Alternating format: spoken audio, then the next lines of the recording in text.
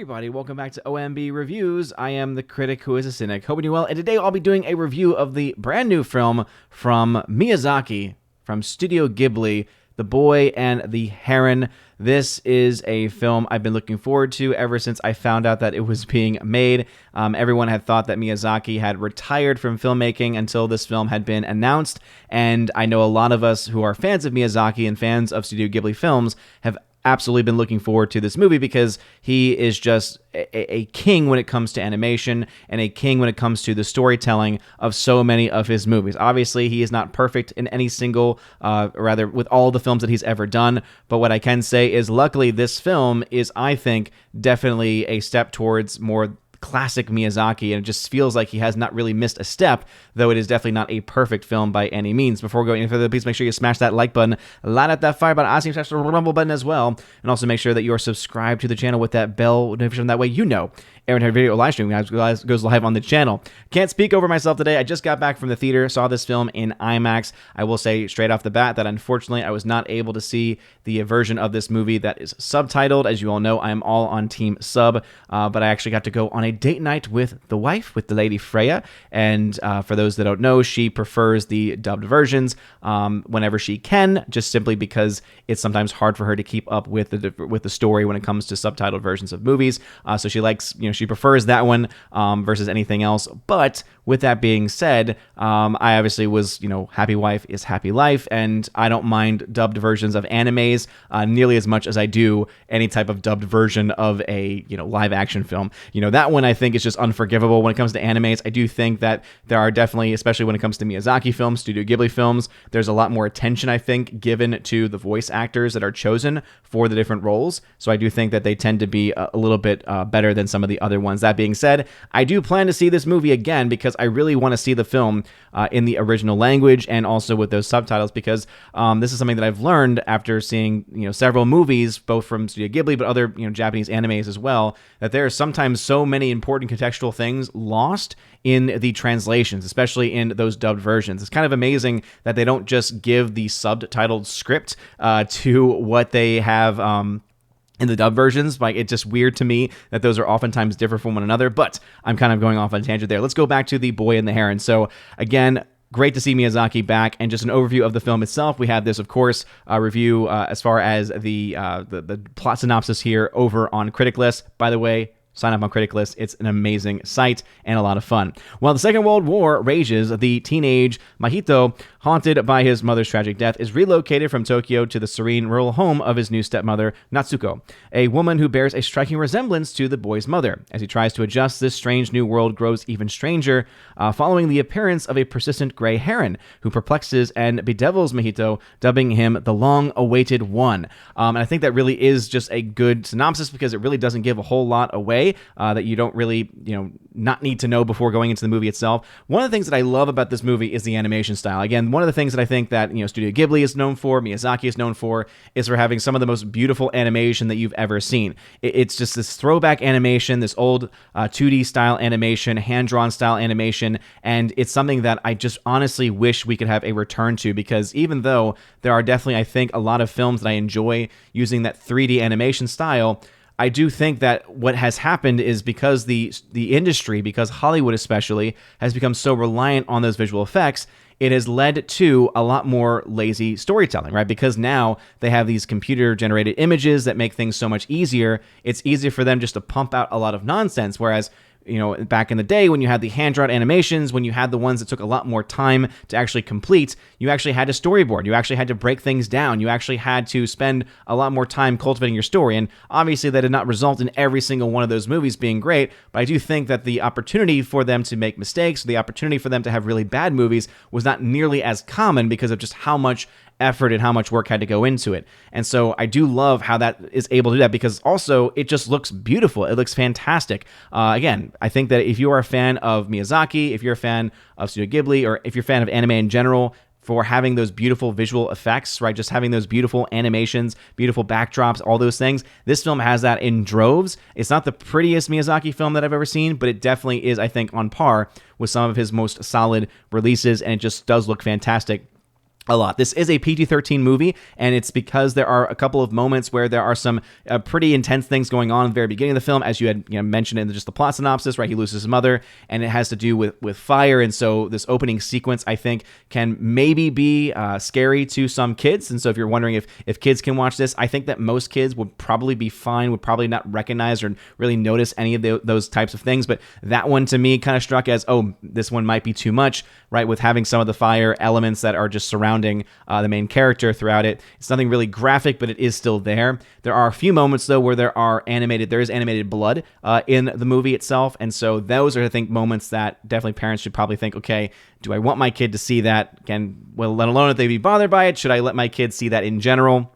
Because there's a couple instances where that does happen. I won't go into too much detail about it because one part especially kind of has a lot to do with the actual story itself. But just know that those moments actually are there. So because those were there, this did remind me, I think, a bit more of just a much more mature Miyazaki film, right? I think that a lot of times when we think of Miyazaki, we usually think of films like My Neighbor Totoro. We think of the ones that are a lot more just family friendly, seem to be a lot more oriented kids. And I think also we usually think of animated movies as being kids movies. And that's another reason why I just love Studio Ghibli and Miyazaki, because his films have always been just good movies, right? They've always been that PG-13 as far as just the overall the overall tone of the film, and also the story elements, right? The age, the appropriate age demographic that it's kind of going for, and it's something that is just so lost, right? You can do so much with this animation, and you don't have to just have it be lowest common denominator, right? There's so much depth to these movies, and that's as much as I love Miyazaki films, and I do really love a lot of the aspects that The Boy and the Heron has to offer.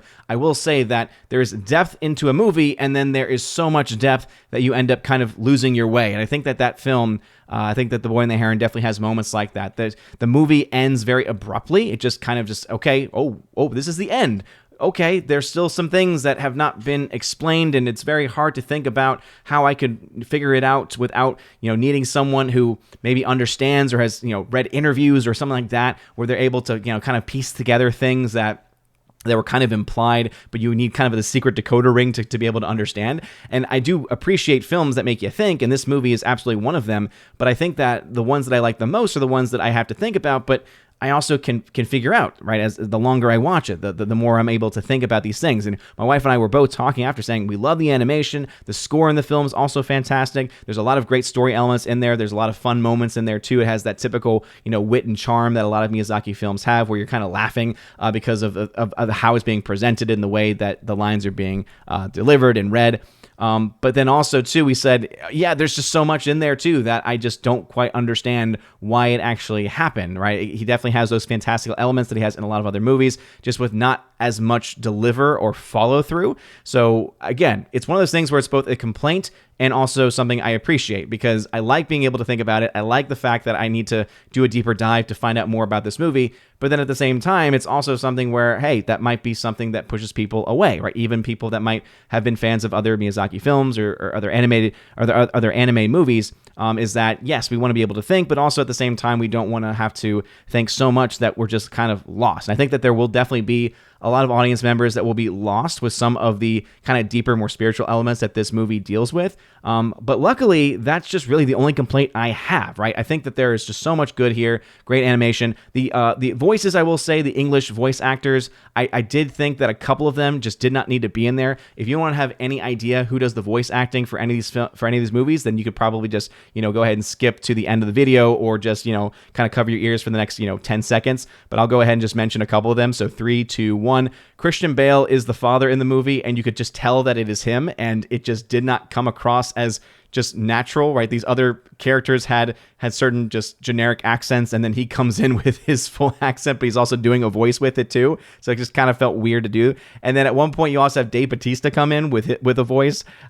He plays this King Parakeet character, and so he comes in. I'm like, oh, that's just Dave Bautista. And all I can think of is, okay, if I just take Drax and then put him in that's all I can think of. Because let's be honest, Dave Bautista is just not a very he's not a very talented actor in the fact that he doesn't have range, right? He's going to be very, 1-2 noted. So I did have some issues with that, but that has more to do with post-production and the choices made by distribution after the fact. But overall, I thought very, very good film. If I had to give this film a grade, I'm going to give it a 75%, which is a rad score over on Criticlist. If I had to put this into my typical scoring scheme, I would say right now I'm leaning A-, B+, probably more so towards the B+.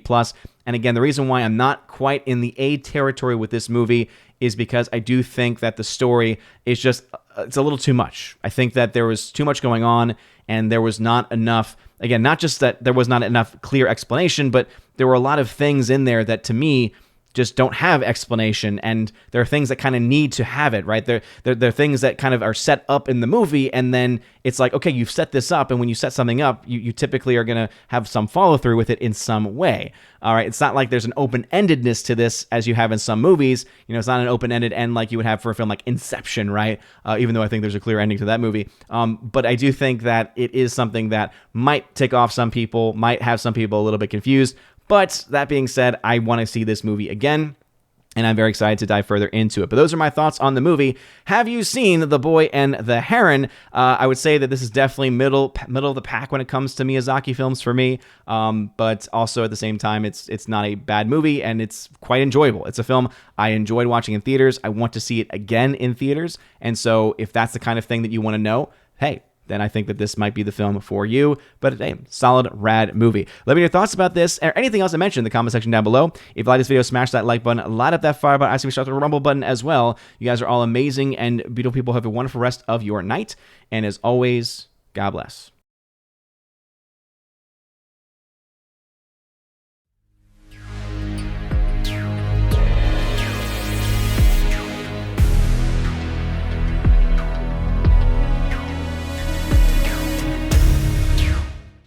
And now for a special shout out to all of my Chosen of Valhalla members for the month of November, starting off with Father Luca Illich, Rosetta Allen, check out her YouTube channel, the name Eagle Rider, Miss Martin Muses, check out her YouTube channel by the same name, Matt317, check out his Twitch channel, Laura, the Modern Major General, Story, sorry I didn't have enough spirit fingers there, Mr. Roy, and ZK-Man, who you can check out over at xtheboundaries.co. If you want your name shouted out at the end of every live stream and video, check out the top link in the video description below. You get access to things like the giveaways channel, a podcast that I try to do every single month with a bunch of other awesome YouTubers, and a plethora of other content. So go ahead and check that out if you want more. You guys are all amazing and beautiful people. Hope you have a wonderful rest of your day. And as always, God bless.